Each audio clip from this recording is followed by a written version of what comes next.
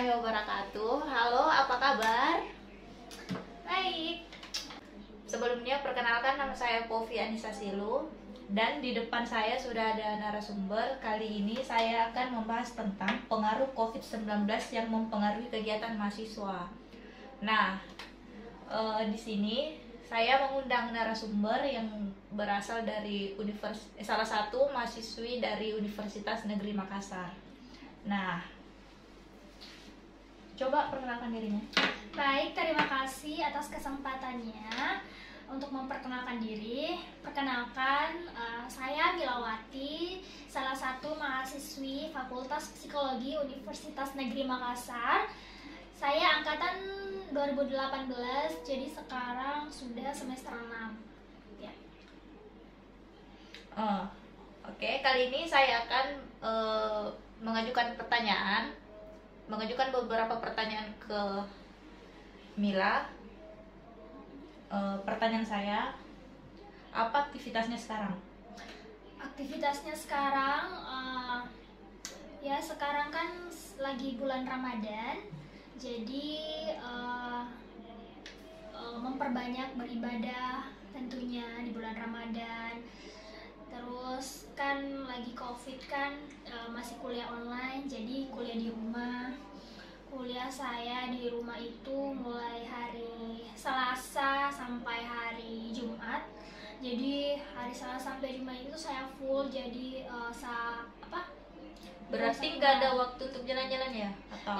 Nggak ada waktu untuk jalan-jalan, apalagi tugas saya banyak banget, astaga. Tugas itu numpuk, ya begitulah mahasiswa psikologi, banyak banget tugasnya, serius. Jadi kita harus tetap produktif walaupun di rumah saja. Tapi selain itu saya tetap menjaga kesehatan saya dengan berolahraga setiap pagi, walaupun ini bulan Ramadan, tetap harus menjaga kesehatan tinggal di rumah. Oke. Apa dampak COVID yang sangat besar dirasakan dengan statusnya sebagai seorang mahasiswa? COVID ini dampak negatifnya atau dampak positifnya? Kita mulai dari dampak negatifnya dulu. Baik, kalau menurut saya dampak negatif COVID ini sebagai seorang mahasiswa itu saya stres, tentunya stres karena susah banget keluar rumah, susah berinteraksi dengan orang-orang di luar, dan selain itu ini COVID ini juga menghambat aktivitas perkuliahan saya di semester 6 kan ada banyak praktikum ya. Praktikum, keluar lapangan, tugas lapangan, jadi itu semuanya terhambat, itu semua dilakukan secara online. Jadi transfer ilmunya itu tidak efektif menurut saya. Selain itu, kuliah online di rumah itu menurut saya tidak fokus, karena fokus kalau pas kuliah online terus mama memanggil, itu kan fokusnya terbagi lagi. Nggak sama kalau di kampus. Di kampus kan ya memang fokus kuliah, kalau di rumah pas kuliah dipanggil, disuruh sama mama, nggak tahu mau ngerjain yang mana dulu, tapi nggak bisa fokus kedua-duanya. Iya, nggak bisa fokus kedua-duanya. harus fokus kuliah. Terus mama juga kadang nggak tahu jadwal kuliah saya, jadi kemarin itu saya tempel saja di dinding kamar luar itu jadwal kuliah saya, kalau jam segini berarti saya kuliah, jangan diganggu dulu mah, gitu sih. Nah, dampak sekarang apa? Sekarang dampak positifnya, sorry. Oh iya, sekarang dampak positifnya itu menurut saya COVID ini, kuliah online ini ya, dampak positifnya itu dapat meningkatkan pengetahuan kita mengenai teknologi. Kan kita sudah banyak menggunakan aplikasi online-nya. Jadi pengetahuan dulu waktu offline kita jarang menggunakan aplikasi itu. Sekarang kita sudah tahu apa Google Classroom, apalagi Google Classroom, Zoom. Itu dulu kita tidak menggunakannya waktu offline maksud saya. Dan juga dampak negatifnya menurut saya lebih mandiri sekarang. Dulunya kalau ada tugas kita bakalan kumpul-kumpul. Ya. Kumpul-kumpul sama teman kerja tugas. Nah, tugasnya tidak selesai karena kumpul gitu. Sekarang lebih mandiri aja ngerjain tugas karena di rumah aja gitu. Menurut saya sih. Oke, apakah sebagai seorang mahasiswa merasa kesulitan atau ada hambatan besar seperti apa yang dirasakan? Oh iya, ya. Menurut saya hambatan terbesar itu adalah jaringan. Sekarang hambatan terbesar adalah jaringan. Kalau saya di Makassar itu bagus sih jaringannya, tapi kalau saya ke kampung, sekarang kan lagi Ramadan, jadi ke kampungnya otomatis pulang kampung. Jaringan di kampung itu astaga susah banget, minta ampun. Apalagi kalau mati lampu astaga. Maklum ya. Iya, jaringan. Dan terus masih ada sih hambatan praktikum, yaitu juga praktikum. Saya tidak memiliki banyak pengalaman seperti senior saya dulu. Praktikumnya secara offline, sekarang di angkatan saya itu secara online semua, jadi transfer ilmunya itu kurang. Menurut saya tidak efektif banget sih menurut saya. Oke, kita menuju ke pertanyaan terakhir. Apa harapan sebagai seorang mahasiswa dan warga negara Indonesia yang sedang merasakan dampak COVID-19?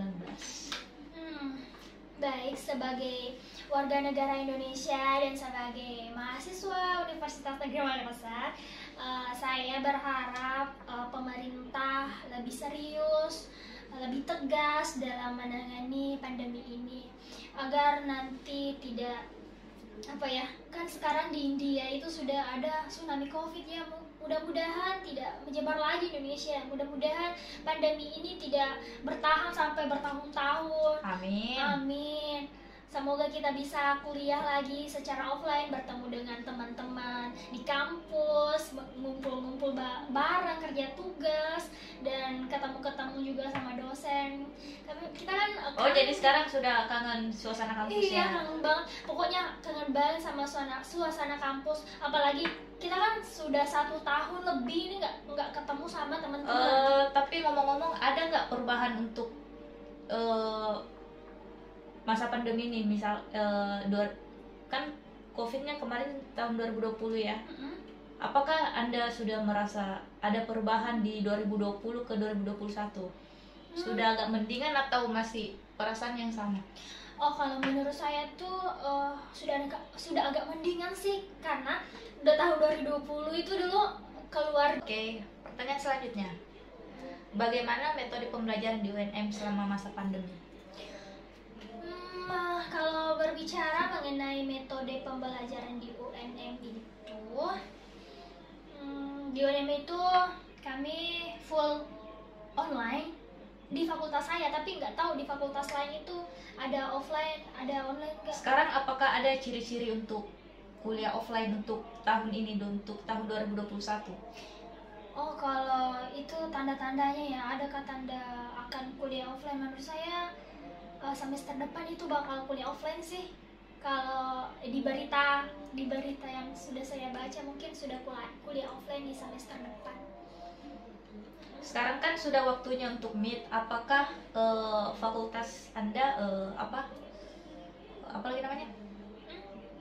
Sudah mengisyaratkan akan kuliah untuk mengikuti ujian meet secara offline atau tidak? Oh, kalau untuk ujian meet sih tetap dilaksanakan secara online ya, karena itu karena meetnya itu ada di aplikasi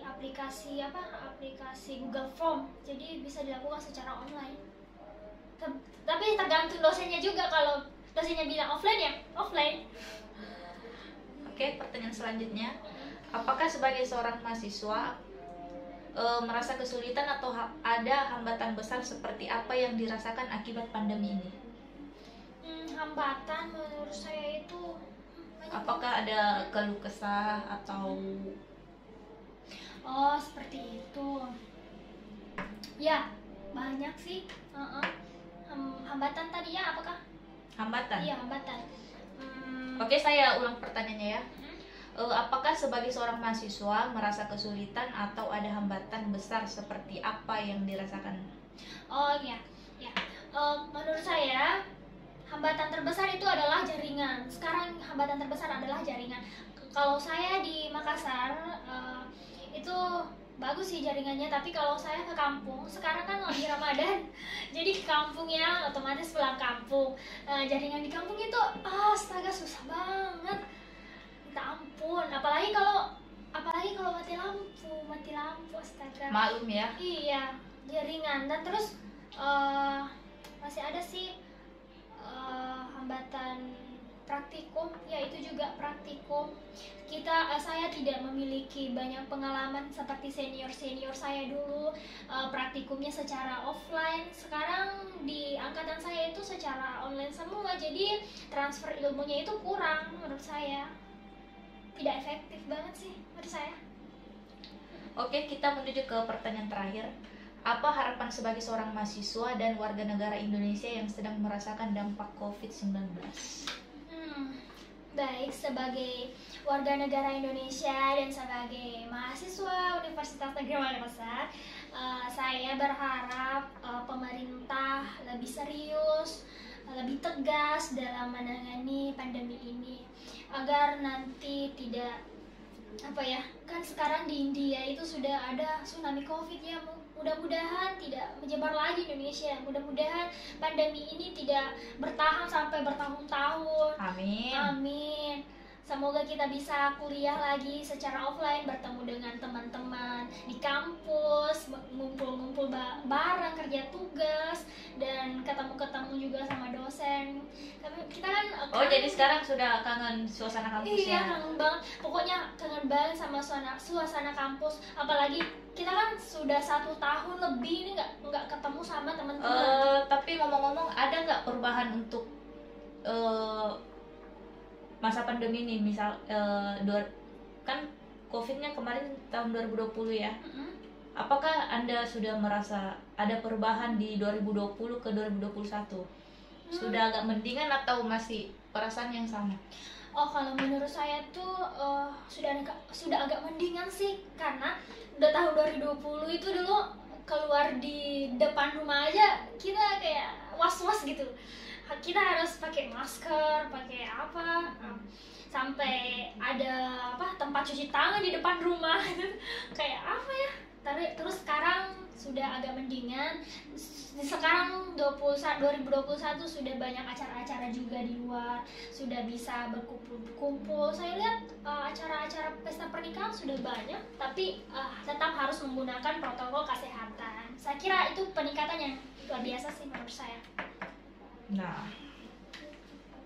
Nah sekarang apa pesan-pesan yang ingin Anda sampaikan untuk para pelajar yang tengah menghadapi pandemi COVID-19? Untuk pesan-pesan saya kepada para pelajar, kepada para terutama juga mahasiswa dan siswa juga, wabah corona ini jangan sampai menghambat cita-cita kita, menghambat kegiatan menuntut ilmu kita, jangan sampai menghambat semuanya itu.